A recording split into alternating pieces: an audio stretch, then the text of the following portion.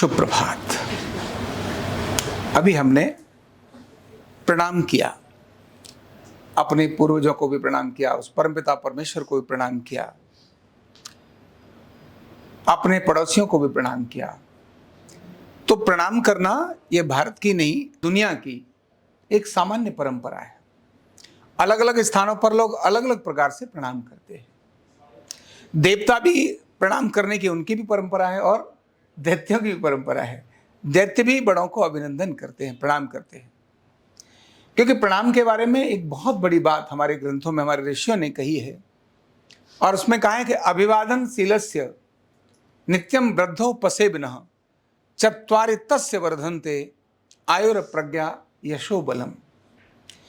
अभिवादन शीलस्य नित्यम वृद्धो पसेबिनः, केवल अभिवादन करने से और बड़ों की सेवा करने से चार चीजें बढ़ती हैं। आयु, प्रज्ञा मतलब ज्ञान, यश और बल।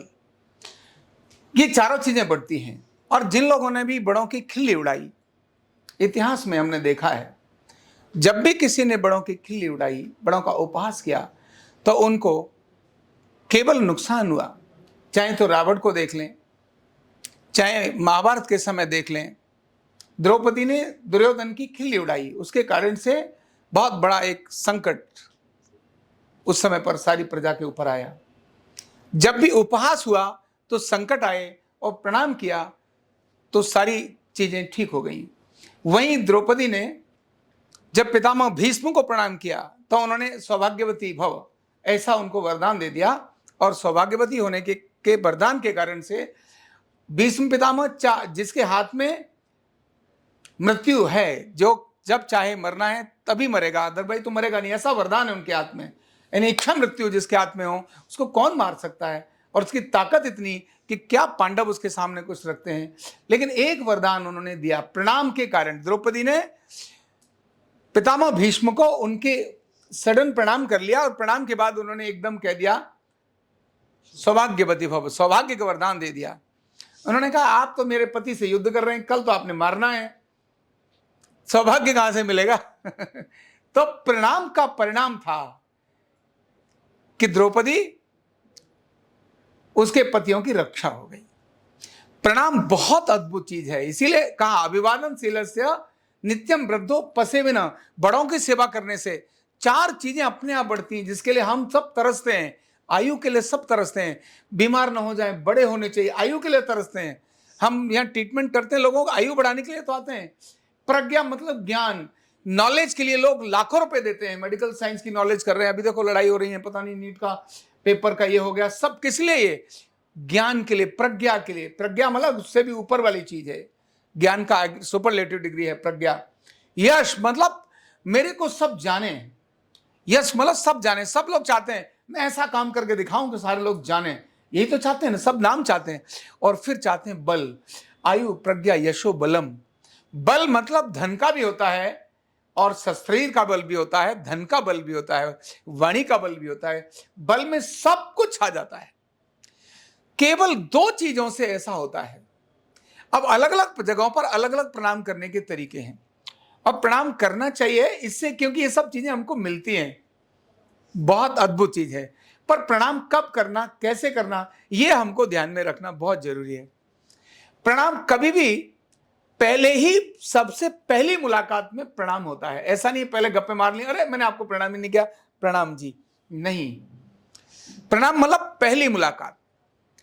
जो बड़े हैं उनको यत्नवत प्रणाम करने के लिए उनके स्थान पर प्रणाम करना।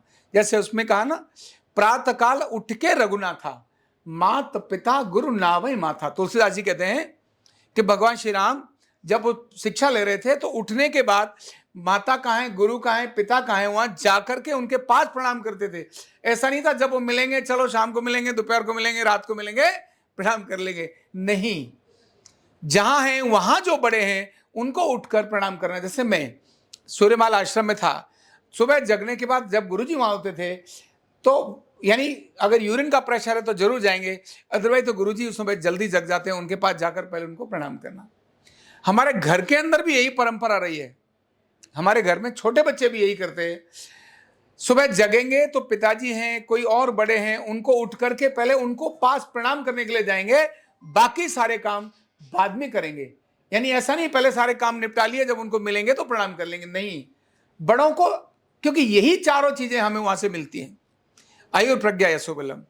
अब कभी कभी जब बड़ों को प्रणाम करते समय कुछ दिक्कतें आती हैं, जैसे मान लो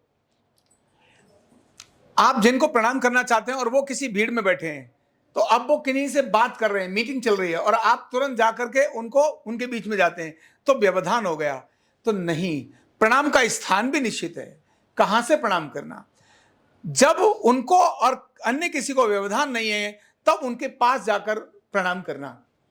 अगर वो कहीं बैठे हैं, बातचीत कर रहे हैं, और आपको उनसे प्रणाम करना है, तब फिर लोगों के पीछे होकर ही प्रणाम करना, झुककर प्रणाम करना, यह भी प्रणाम है। दूर से ही प्रणाम किया, उनकी निगाह नहीं है, लेकिन आप वहां गए, वो नहीं देख पा रहे थे, उन्होंने देखा, इतना इंतजार किया, तो प्रणाम करना। सभा चल रही है तो बीच में आकर के प्रणाम करना, यह वर्जित है। प्रणाम करिए, लेकिन सभा के बीच में, बैठक के बीच में, उस समय पर प्रणाम नहीं करना। तो प्रणाम करना, पहली मुलाकात में प्रणाम करना, नमन मतलब झुककर प्रणाम करना। तो कैसे प्रणाम करना, कहां प्रणाम करना, कब प्रणाम करना? तो सबसे पहले प्रणाम करना किन्हीं को भी, आप अपने घर में भी, आप अपने घर में भी हैं, घर वालों को भी यत्नवत सुबेरे प्रणाम करिए। आप देखिए आपकी कीर्ति, आपका यश, आपकी विद्या, आपका बल कितना अद्भुत बढ़ता है। वैसे बहुत सारे घर ऐसे हैं जिनमें प्रणाम नहीं करते, बच्चों को प्रणाम नहीं सिखाते, बाद में बच्चे उनको गलत जवाब देते हैं, फिर वो कहते हैं लो हमारे बच्चे तो ऐसे हो गए। परंपरा तो आपने सिखाई नहीं। तो केवल प्रणाम करने से 1000 से अधिक लाभ मिलते हैं। कितने लाभ मिलते हैं? 1000। प्रणाम करने से जाता कुछ नहीं, सिर्फ मिलता ही है। आपकी किसी से लड़ाई हो गई थी, आपकी किसी से बात बिगड़ गई, आपकी किसी से नाराजगी हो गई, आप सिर्फ सिंपल प्रणाम कर दीजिए, 50% लड़ाई उसी समय खत्म हो जाएगी। नमस्कार कर दीजिए, हृदय से नमस्कार करिए, ईगोस्टिक नहीं। प्रणाम नहीं, प्रणाम मतलब नमन करना, प्रणाम मतलब सामने वाले को अभिवादन करना, और अभिवादन कभी भी अहंकार में नहीं होता है। प्रणाम करने से मित्रता आती है, प्रणाम करने से संवाद होता है, संवाद बनता है, प्रणाम करने से प्रेम मिलता है, प्रणाम करने से आशीर्वाद मिलता है, प्रणाम करने से शुभकामनाएं मिलती हैं, प्रणाम करने से ज्ञान मिलता है, प्रणाम करने से धन मिलता है, प्रणाम करने से सहयोग मिलता है, प्रणाम करने से संपदा मिलती है, प्रणाम करने से सारी समस्याएं समाप्त हो जाती हैं, प्रणाम करने से क्षमा मिलती है। अकेला प्रणाम कितने सारे लाभ देता है। इसीलिए प्रणाम, हर जगह पर प्रणाम। देवताओं को प्रणाम, देवताओं को प्रणाम करने से आह्वान करते तो हम पहले उनको प्रणाम करते हैं, देवताओं को आह्वान करते हैं, प्रणाम करते हैं। घर में पूजा करते हैं, हम प्रणाम करते हैं। गणेश जी को सबसे पहला अभिवंदन करते हैं, प्रणाम करते हैं। यानी क्या प्रणाम है, ऐसी अद्भुत प्रणाम की परंपरा, उसको हमें, उसका अर्थ ही नहीं, उसको अपने जीवन में अपनाकर हम प्रगति की तरफ बढ़ते चले जाएंगे। बहुत बहुत धन्यवाद।